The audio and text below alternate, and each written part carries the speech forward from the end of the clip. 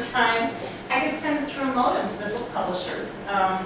And that was a very, very early version of computers. Since then, and over the last 30 years, these computers have been perfected, slowly but surely. And now you get to the point where all the brands look almost the same.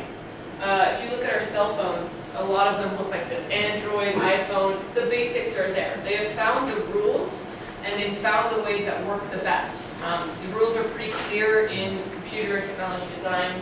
For example, which font size is the best, which font type, which colors to background to make it easier to use.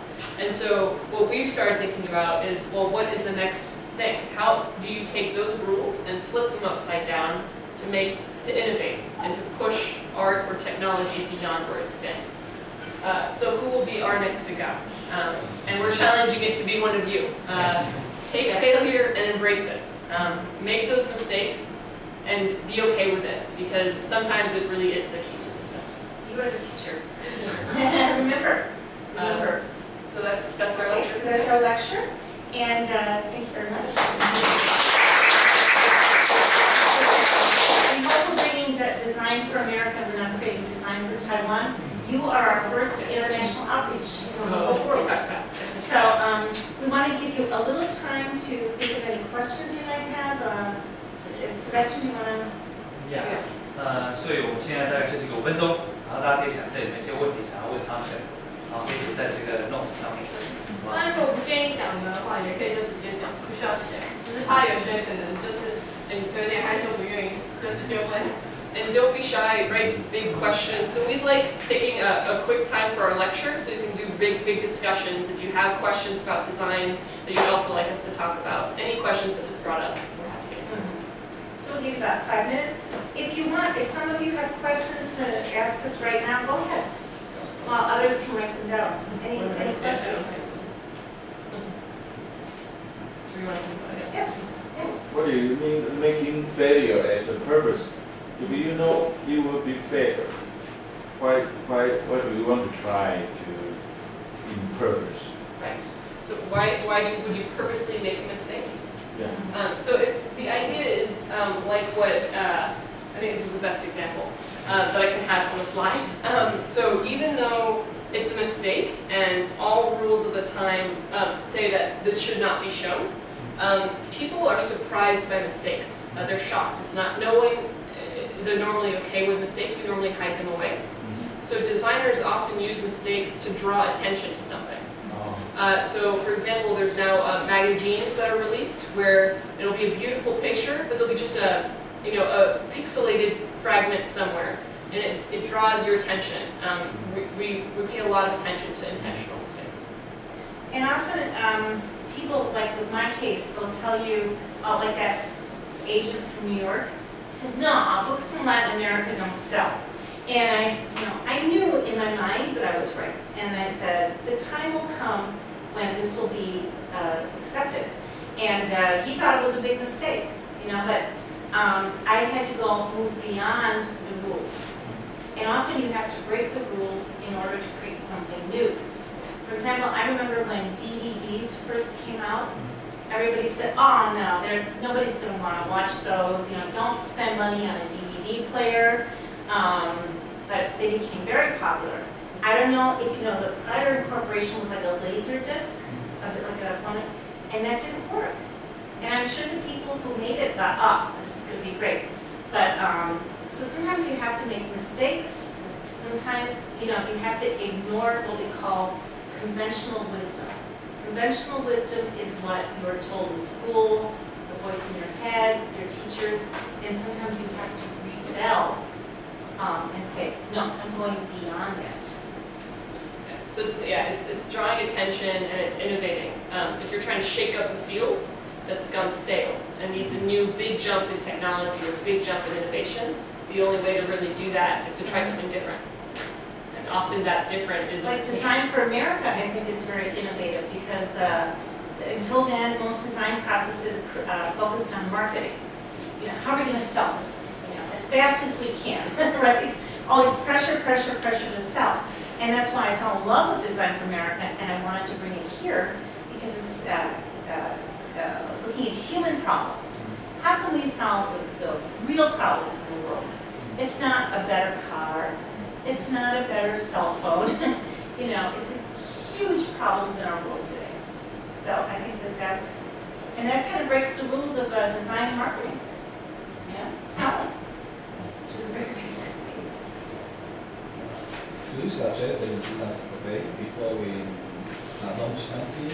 Because that's very impossible to launch something that's just for the mistake, but we don't do anything. I know we criticize surveys a lot. They are useful, and especially when you have a time frame and a large audience. Surveys are the best way to get a general feeling of your large audience quickly, but we're just saying don't forget the individuals.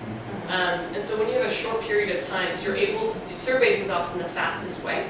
And if we're asking you to make mistakes, what we're trying to say is not to make them on the large scale. So if I'm making a car that I know will not work, I'm not going to mass produce millions of them, but I'll make a small line and I'll test it.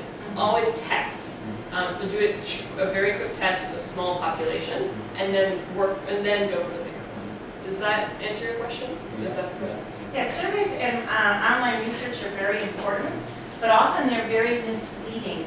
Like when I wrote my play book about this poet, I did research for 20 years about her, and I wasn't there. So I had to read what other people said.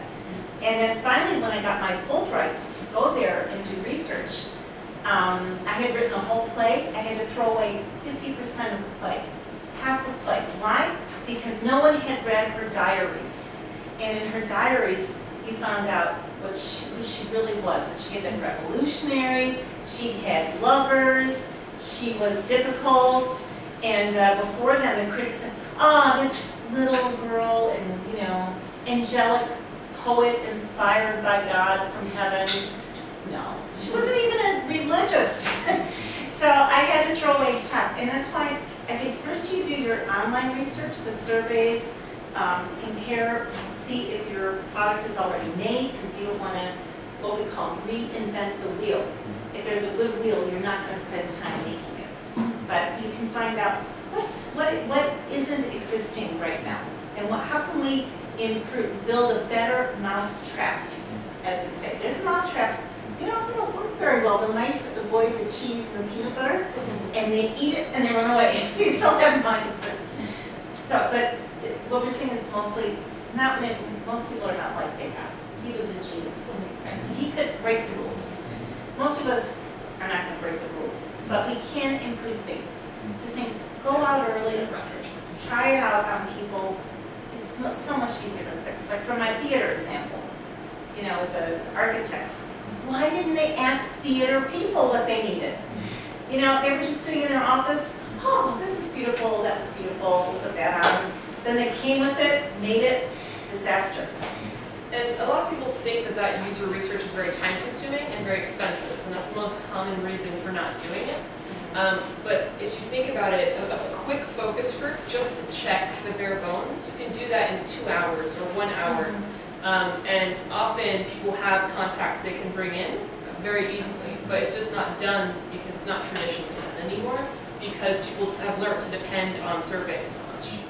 We're just asking to do them in conjunction, because without doing interviews or questions, surveys often confirm our assumptions, and that's the problem. So if people have assumptions about the field before they do it, they'll interpret the data whatever way confirms their assumption, if that makes sense. So just to be aware of it. Yeah. But they are an important part. But also, you know, I think a lot of times people don't go out and test their ideas because they're scared. It is so, I mean, believe me, I have been standing and shaking when I presented an idea. But you have to do it. And I think it's very comfortable to sit in our office, isn't it? Or in front of our computer and say, oh, I'm very smart, this is going to be great, and you know, test it. Well, it'll never go anywhere. Like Giselle and I, she's from a psychology background, I'm from an education and literature theater background, and we had to work together to create these presentations for you. And then we consulted with Irene and Harmony and Sebastian to find out what you would like the most to hear. So, and we kept refining our ideas until we finally had a workable kind of lecture, different from maybe we would have done in Dixon, Illinois. And I will say the earlier you test your ideas, the less pressure there will be. So if you test your ideas right at the beginning, it's much less terrifying than if you've already spent weeks and weeks developing it. So that's another reason for doing it very early, is it's less pressure on yourself, less stress. Like Saturday night, I went to this a play, and I was invited by a director and his wife, who's a playwright. And he said, oh, I fell in love with my wife when I directed her first play. And I said, fantastic. I said, now are you writing your second play? I said to the wife, and she said, oh yes. And I said, well, who is your group of critics? You know, who is your group of people you have trust in to read your drafts, all your drafts? And she said, oh, just my husband reads them. I said, your husband, that's horrible. She said, yes, and we fight all the time. And I said, well, of course you're going to fight all the time, you know. And I told the husband, I said, like the husband of another famous writer, his wife brought him her draft, and he read it and said, masterpiece, masterpiece, every time. And she was happy, and she felt enough confidence to go to her group and read it there. But, you know, you have to have objective feedback, not your husband, not your wife. Otherwise, that marriage is going to be over in 1 month. Or not honest feedback. Or not honest feedback. Yeah, like Virginia Woolf's husband probably said, oh, masterpiece, you know, he learned the hard way. But she felt, then she went to her friends who would give her, she knew, you know. But then she went to her friends who gave her honest feedback. Plenty of critics out there. You won't lack critics, believe me. But tough enough to face them.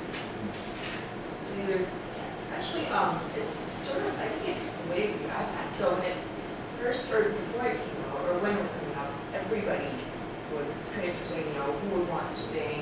And I'm sure Apple, I think they had, like, based on market data, this is not something that was repeated. In fact, Steve Jobs even mentioned that users don't even know what they want.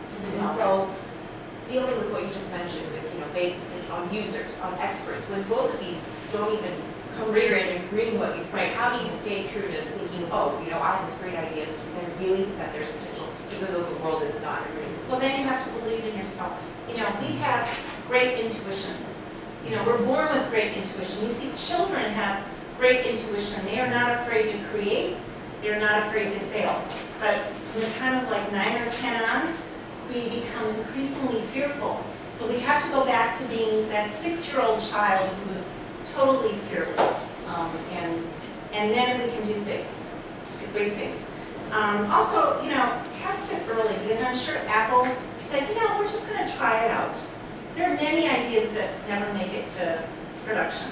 But there were enough people who believed and said, let's just try it out. So they tried out an early prototype. And then you said, wow, I really like this. You know, design is very complex, and not all the needs are going to come from from people.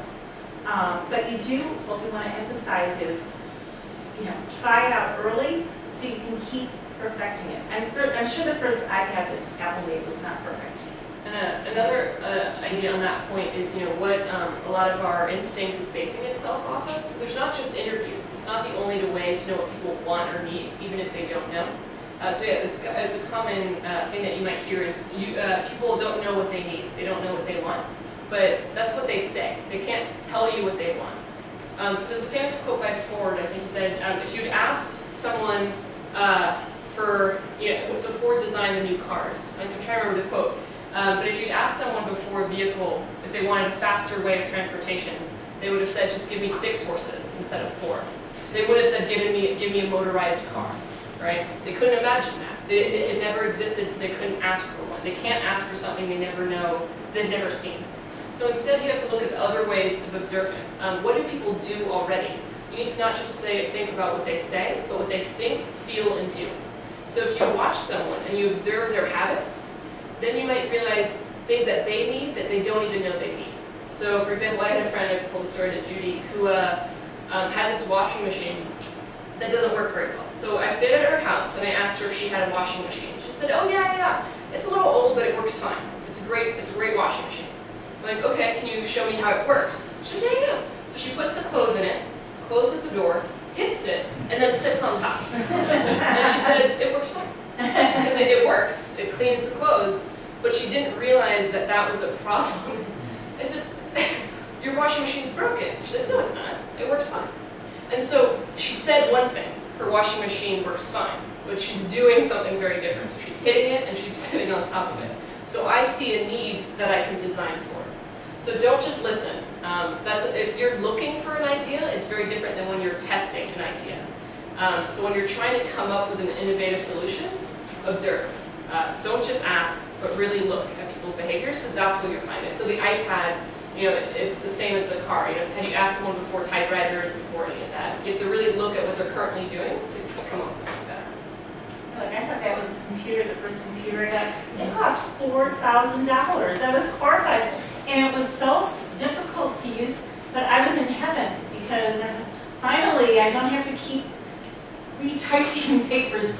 And I didn't know any better, but somebody watching me would have said, like my son who works for Microsoft now, he said, I think that's difficult for mom. It's a small screen. She has to learn all these commands, and he actually got a patent for a digital application they created for a hospital, so that doctors could share x-rays in better forms, so they can send digital x-rays to each other and really see in detail what's going on. And he got his first patent after going to Microsoft, even if it was for a month. So, but the doctors didn't know that. They're just always like peering at the, And he went to the hospital and observed and said, maybe I can take a Microsoft application and make that easier for you. So you never know where you're going to find ideas, but we're saying, don't let early failure discourage you, I think is what we're saying. Don't let it get you down. We'll also talk a lot more, we have a workshop this coming Sunday on specific methods. Actually, December 14th. Oh, sorry, December 14th, for coming up with those ideas that are innovative and like the actual methods for testing it. But I just wanted to mention one for your question. There's something called a think aloud. When you have a new device or item that you want to test or you want to see if it's even a good idea, you hand it to the person for the first time and you ask them to say everything they're thinking out loud. So they're like, well, this is big and it's a little heavy. I'm going to turn it on. Where's the on button? Where's the on button? Because if I ask them, is this device, what do you think about this device? Like, oh, it looks really nice. It looks really good. But when you ask them to use it, like, where's the on button? Then suddenly you realize there's a design problem. So that's a good technique. Like I love this park out here, the trees and the fountain. And one day, after being here a couple weeks, I thought, I'm going to bring my lunch and sit out there and eat my lunch.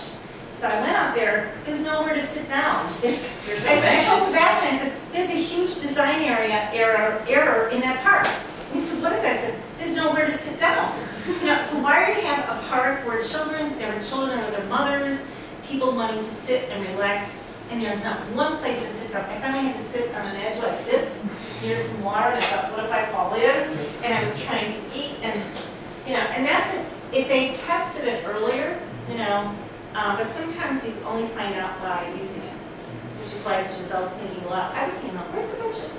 Where's the benches? No benches. Where am I going to sit and eat my lunch? And that's an easy thing to fix. You just put in some benches. Other things are not so easy. Yes. Any other questions or written down ones or out loud? Anything you want us to clarify? 中文、英文都可以有。Don't be shy. Don't be shy.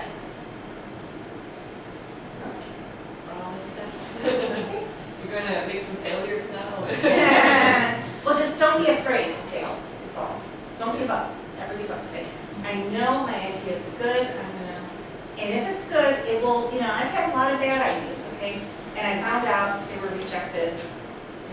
Some of the early things I did were horrible and crazy, and I had good friends who told me that, and I loved them. Some things you have to leave on the drawing board. Okay. I don't have questions. I just want to say about something. Comment something because how you say, I think it's the same as the big star. Eric writes like a book called Big Star. I think what you're talking about is almost the same. Sorry, say the title one more time. Big Star. I don't know if I know that book. Or Chinese. 中文怎么基石创业。是英文的吗？对。本来这个是哪一个Eric Ryan。所以你的问题是什么？This is not a question, just a comment. Yeah, so there's a I book that read a covers book where, called This Stuff, and it is Writers, Eric Ryan.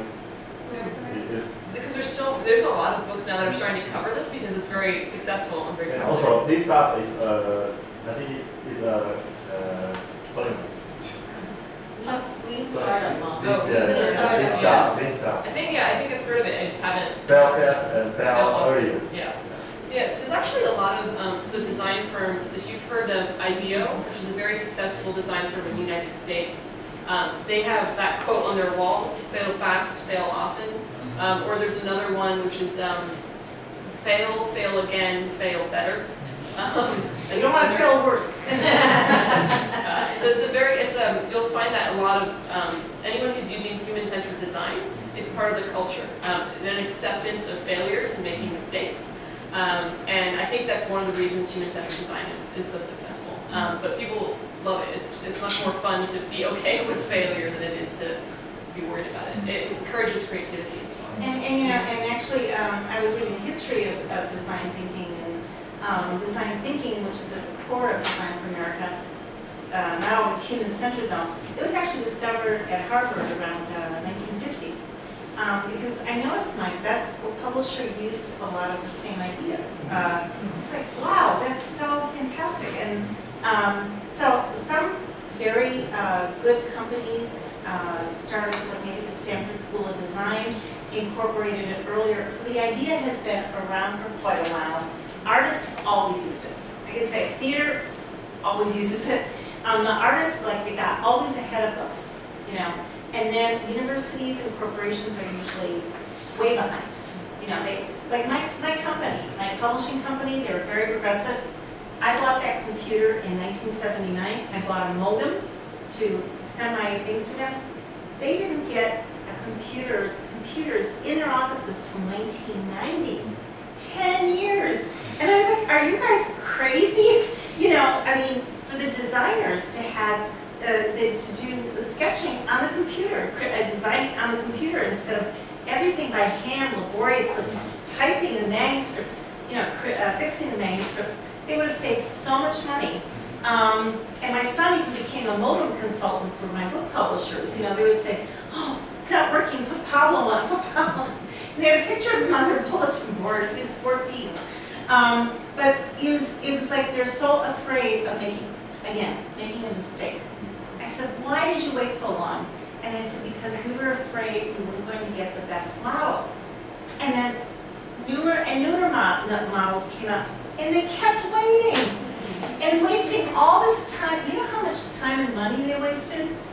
I can tell you, 300% was reduced the amount of time and money that we spent once we got computerized. It was so stupid. But yeah, and if you're interested in human-centered design and the processes, and like especially the methodologies for coming up with those ideas, there's an increasing amount of books coming out. But the field itself is relatively new, especially for human-centered design. Yes. So as Judy said, it's only 50 years ago when it was first mentioned in a book, and it wasn't until 20 years ago at Stanford Design School that it became more popular. And so books teaching design thinking and human-centered design are only starting to really agree and agree on the terms and the specifics.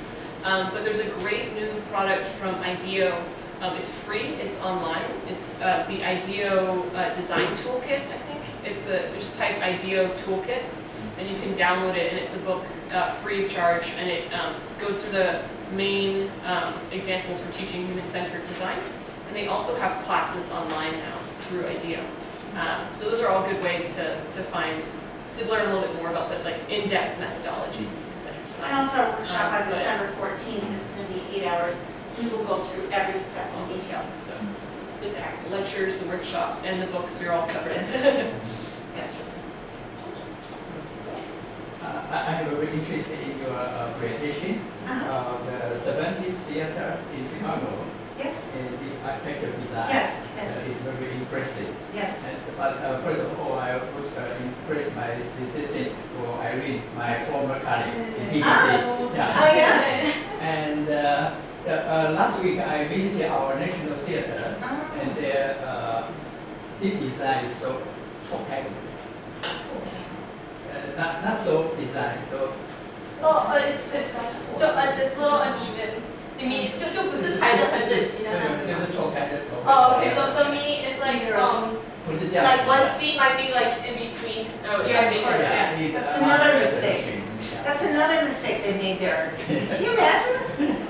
And yeah, and it's so sad because they put all this money into It's that theater. beautiful. It's beautiful and it's useless. I visited our National Theater In Chiang Kai-shek, I went to Chiang Kai-shek Memorial Hall Saturday night to see a play. It was beautiful theater. The beautiful theater. I was wow. And when I got off the Chiang Kai-shek station, I walked up just oh my gosh. But yes, they should have these seats should alternate also to prevent all this. And I remember when I complained to the architect, they were a Spanish architectural firm, and the architect grinned and he said, yeah, muchas cabezas. He said, a lot of heads when you see in the audience trying to see. Isn't that sad? And that doesn't just happen in the United States. I visited a theater in Spain, and they had a brand new beautiful theater, and the director complained. She said, it was a theater for like 800 people. And she said, they asked the government officials, they didn't ask me what we needed. And so they put the sound booth that was way in the back so that the sound people and light people couldn't communicate with the stage. So they had to install a new one up here at great expense. So why didn't they ask me? They asked the government officials giving them the money. And they don't know anything about theater. So you have I've really admired design in Taiwan. I think it's very admirable. I've seen a lot of beautiful applications. And yes, I mean, I'm just thinking that actually we have so many discussions with Marie and Giselle, and one who said that our first talk is about to mention about values, because especially when we mention about Asian or maybe Taiwan, sometimes we are a little bit afraid of to face the values. And I'm just thinking that for some startups or some small companies, it's easier to accept the values. But for some like bigger project or some project related to government or some project that really needs to take some small values or small steps to try, but it's not very easy actually. Like when we're working every day, daily lives, it's kind of hard for us to just submit the prototype, but we need to have the final solutions to our goals. Yeah. So I'm just thinking about, I'm thinking about like when we have small companies, I think it's easier. Like it's much easier. Yes. So that makes me want to answer as a designer, as a human-centered designer. How can we allow large companies to be more open to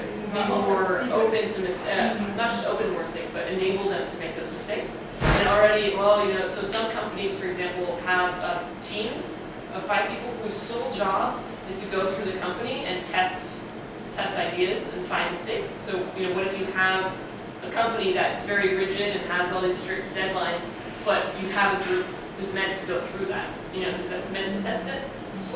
Maybe get more interns? I don't know, it's a great question. Because a lot of the time, the bigger the business is, the more established it is. But you'll find that increasingly, with the demand for innovation now, I was actually going to talk about some of this tomorrow, but the structures of these big organizations are being forced to change. And there's a very, just starting to change the structures. But yeah, I don't know, I think we'll know a lot better in 10 years. Well, like I was telling Irene the other day, the new CEO of Burberry, who is a very important fashion designer, was their creative director. He is not a business person. And it was the first time that a CEO of a big established company came from being a creative director. And so that's the whole movement now, is into creativity, which means early failures. I think sometimes if you're in I've been in big companies before that are very rigid, and also educational institutions, government institutions, and sometimes you have to work around them. I had to work around a number of things. And also, if you're very humble and you just say, I have this idea and it's very beginning, but but I think in the future it could help our company. If you say this is the very beginning of an idea, then I think people are more open. You know, if you go and say, this is my brilliant idea, it's final, well, of course they're going to find a lot wrong with it. You know, just say, I just have this idea in my head, and this is like one page about it. And actually, Chrysler, the car company in the United States, just basically hired Design for America students. So there's 5 teams last year worked with Chrysler on a social problem. So it was designing for elderly adults the new driving experience. And these teams worked with Chrysler, came up with ideas, and then Chrysler chose which ideas they wanted to go work on. And so because their company didn't have the established way to allow for that kind of testing and early failure and that human-centered design, they outsourced. And so they got excited students who were so excited to just work for Chrysler in their extra time as almost an internship, and now they're doing it again. So you're finding companies that are starting to kind of branch out and hire or have intern staff students who have more liberty and more freedom to make that kind of testing. So I wonder if that's where it's going. Yeah, I think gradually, you know, working with big corporations and universities and trying to get them to change their thinking, I feel like a mosquito stinging an elephant. The elephant does not notice at all, and I'm like, sting, sting, sting, sting.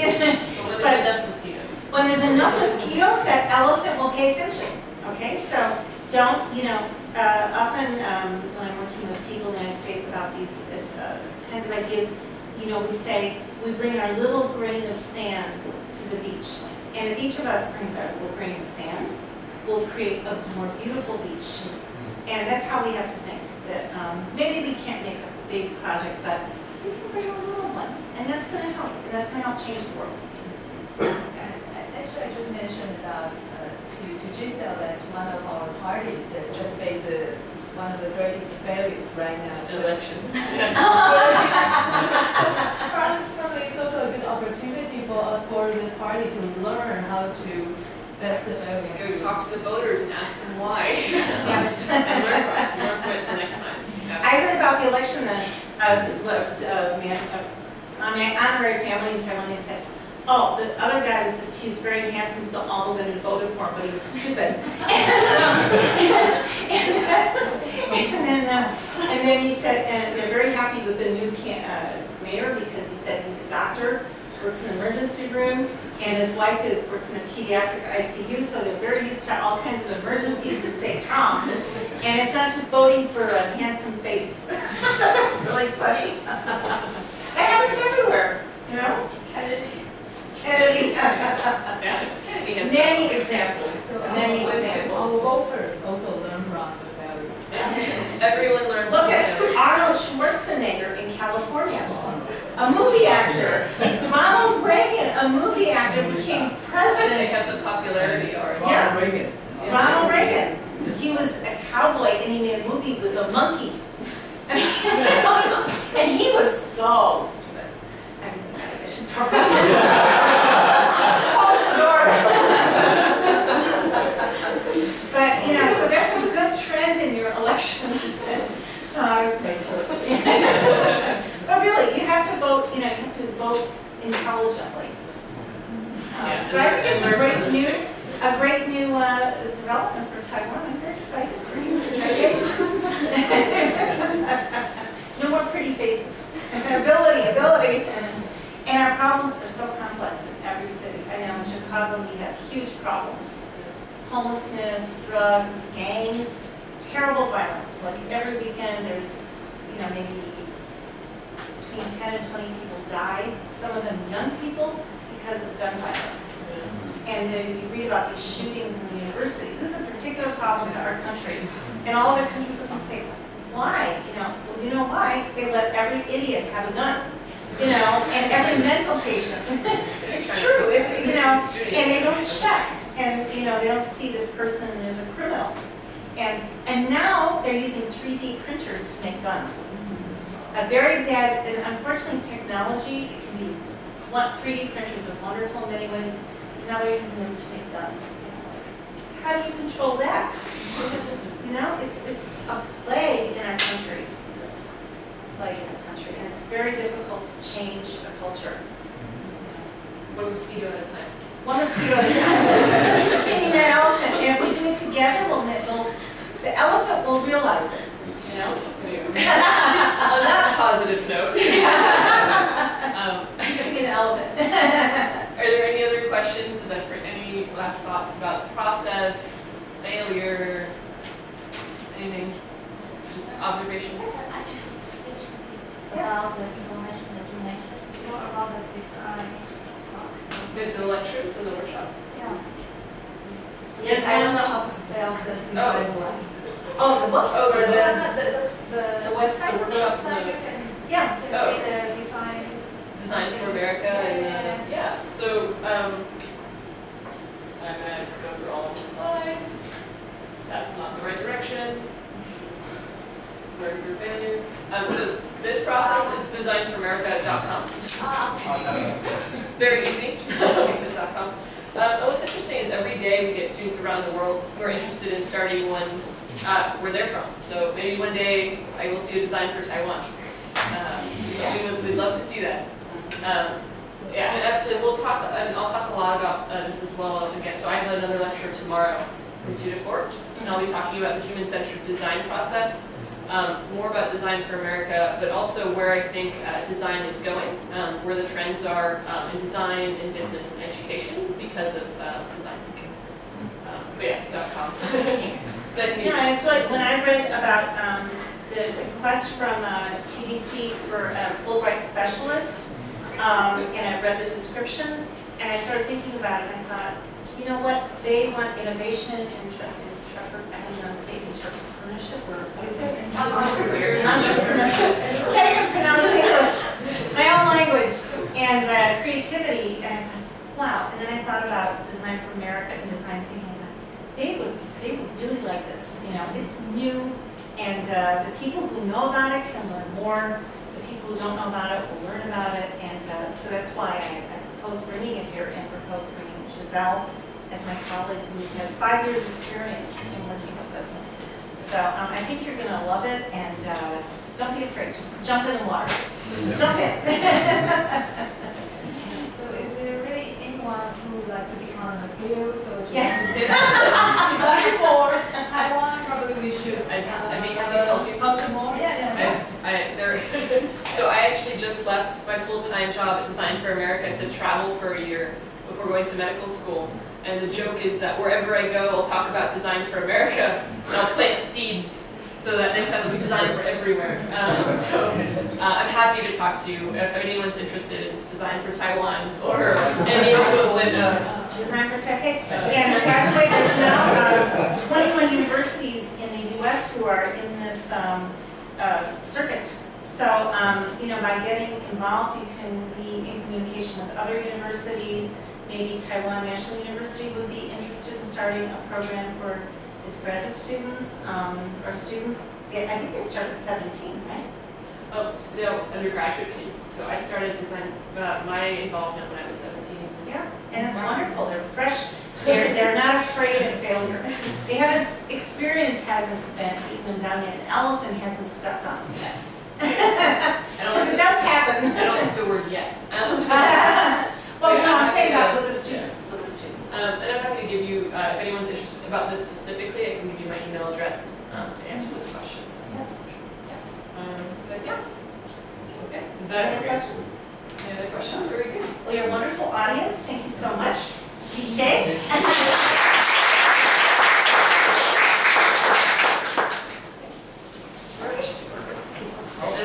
欢迎大家，如果说可以把这个意见表给我们，那等一下拿给我就好了。要申请会员呢，可以直接给我们。好啊，我们大家一起拍一张照片，好不好？好。We're gonna take a photo. Great. Great.